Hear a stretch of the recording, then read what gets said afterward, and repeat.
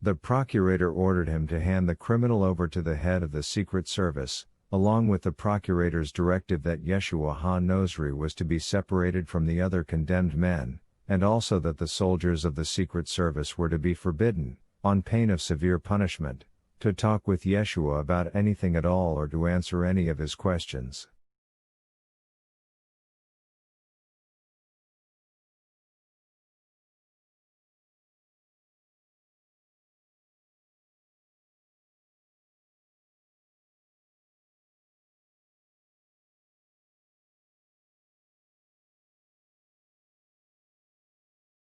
At a sign from Mark, the convoy closed around Yeshua and led him from the balcony.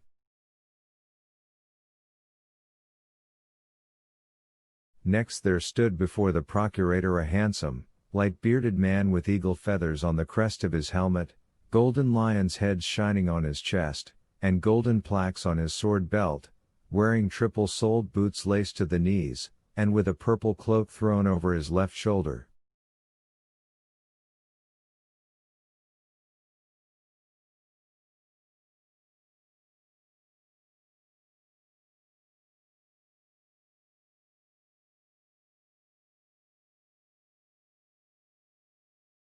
This was the legate in command of the legion.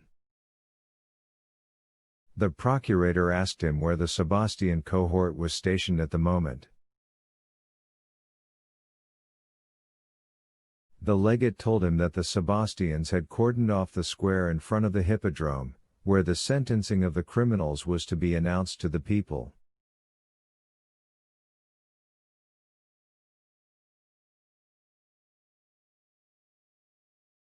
Then the procurator ordered the legate to detach 2 centuries from the Roman cohort.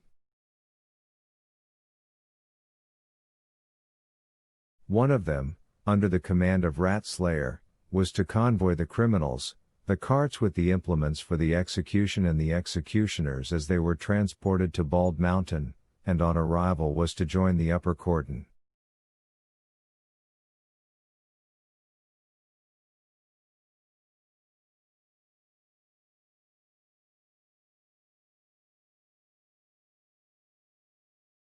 The other was to be sent at once to Bald Mountain and immediately start forming the cordon.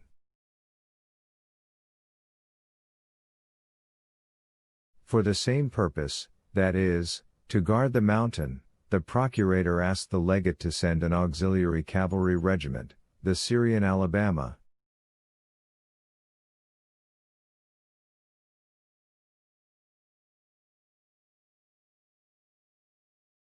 After the legate left the balcony, the procurator ordered the secretary to summon to the palace the president of the Sanhedrin, 2 of its members, and the head of the temple guard in Yerushalayim, adding that he asked things to be so arranged that before conferring with all these people, he could speak with the president previously and alone.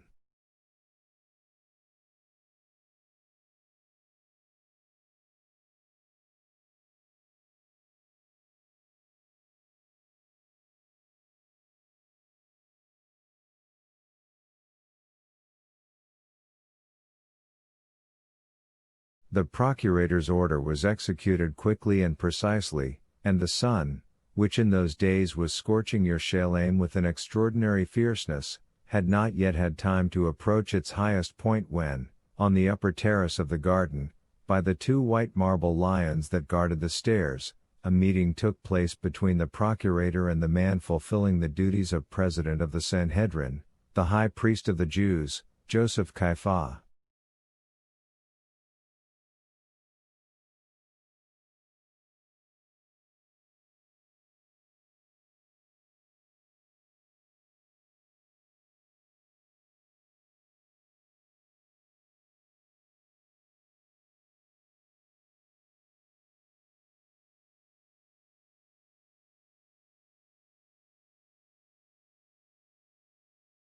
It was quiet in the garden. But when he came out from under the colonnade to the sun-drenched upper level of the garden with its palm trees on monstrous elephant legs, from which there spread before the procurator the whole of hateful Yerushalayim, with its hanging bridges, fortresses, and, above all, that utterly indescribable heap of marble with golden dragon scales for a roof, the temple of Yerushalayim, the procurator's sharp ear caught, far below, where the stone wall separated the lower terraces of the palace garden from the city square, a low rumble over which from time to time there soared feeble, thin moans or cries.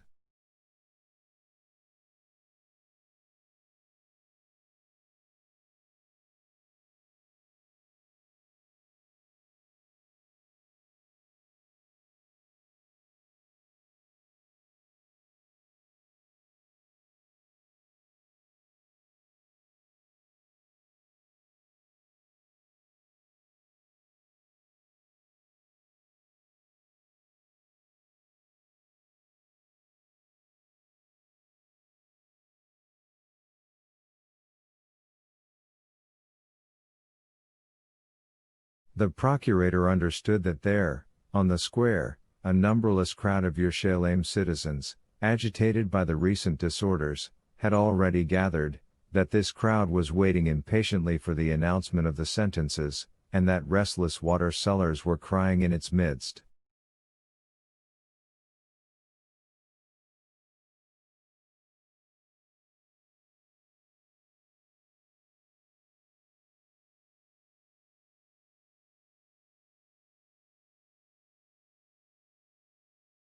The procurator began by inviting the high priest onto the balcony, to take shelter from the merciless heat, but Caiaphas politely apologized and explained that he could not do that on the eve of the feast.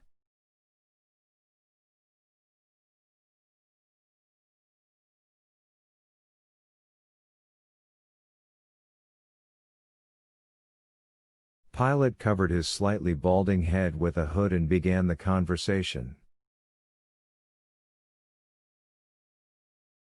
This conversation took place in Greek. Pilate said that he had looked into the case of Yeshua ha-Nosri and confirmed the death sentence.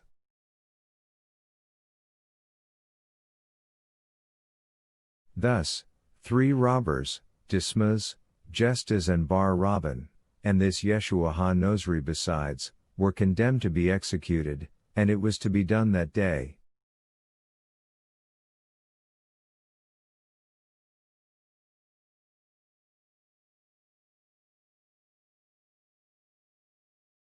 The first 2, who had ventured to incite the people to rebel against Caesar, had been taken in armed struggle by the Roman authorities, were accounted to the procurator, and, consequently, would not be talked about here.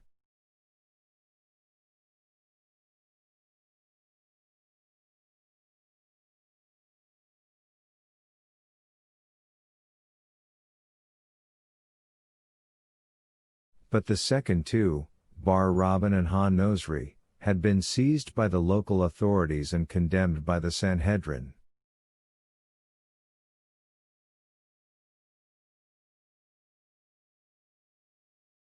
According to the law, according to custom, one of these 2 criminals had to be released in honor of the great feast of Passover, which would begin that day.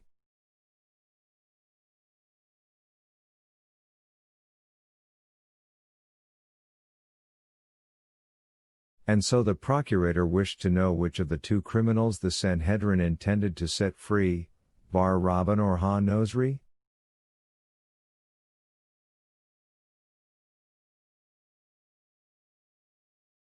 Caiaphas inclined his head to signify that the question was clear to him, and replied,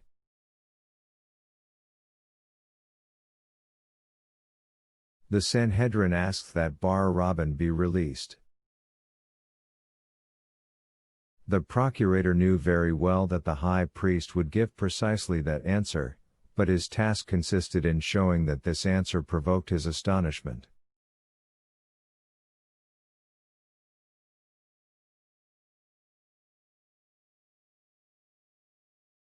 This Pilate did with great artfulness. The eyebrows on the arrogant face rose, the procurator looked with amazement straight into the high priest's eyes.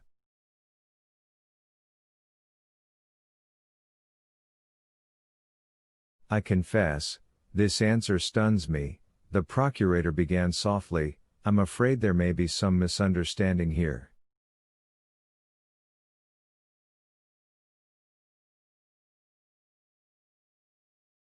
Pilate explained himself. Roman authority does not encroach in the least upon the rights of the local spiritual authorities. The high priest knows that very well, but in the present case we are faced with an obvious error.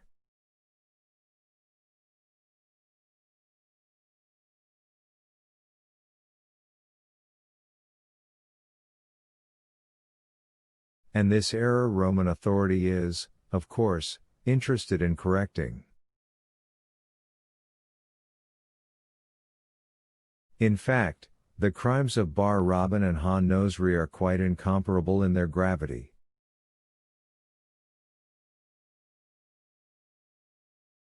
If the latter, obviously an insane person, is guilty of uttering preposterous things in Yerushalayim and some other places, the former's burden of guilt is more considerable.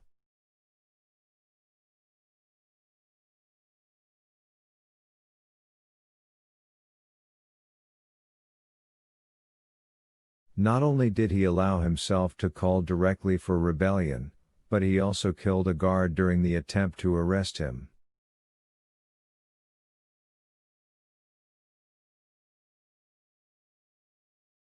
Bar Rabban is incomparably more dangerous than Ha Nosri.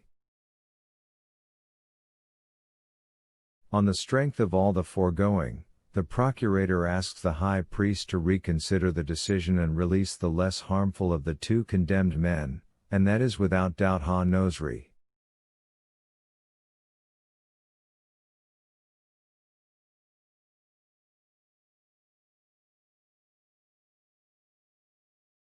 And so?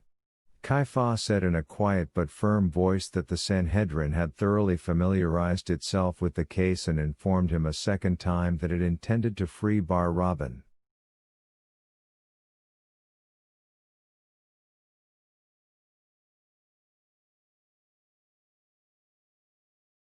What, even after my intercession? The intercession of him through whose person Roman authority speaks?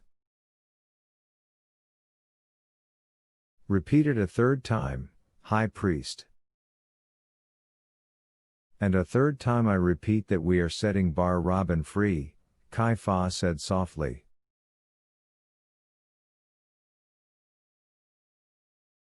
It was all over, and there was nothing more to talk about.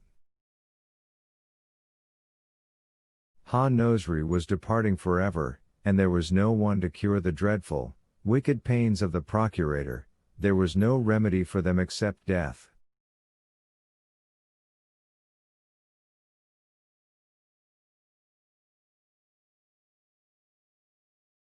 But it was not this thought which now struck Pilate. The same incomprehensible anguish that had already visited him on the balcony pierced his whole being.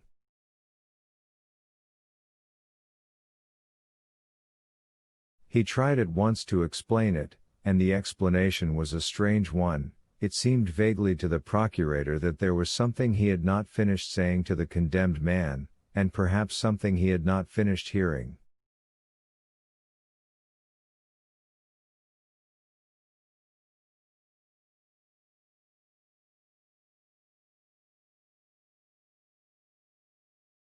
Pilate drove this thought away, and it flew off as instantly as it had come flying.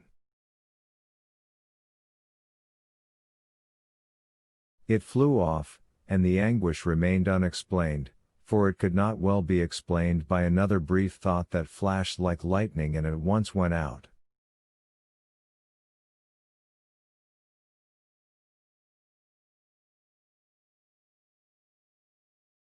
Immortality, immortality has come. Whose immortality had come?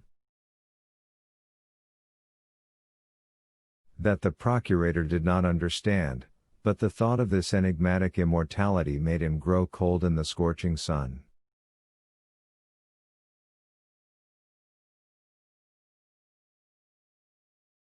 Very well, said Pilate, let it be so. Here he turned, gazed around at the world visible to him, and was surprised at the change that had taken place.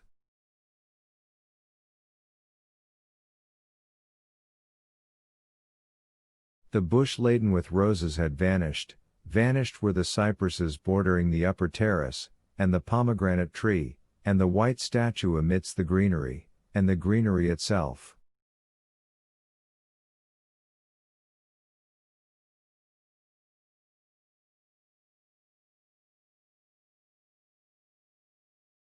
In place of it all there floated some purple mass, water weeds swayed in it and began moving off somewhere, and Pilate himself began moving with them.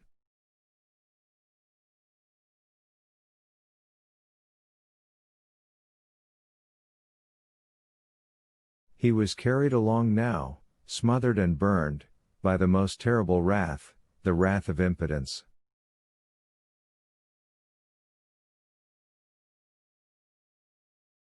Cramped, said Pilate, I feel cramped.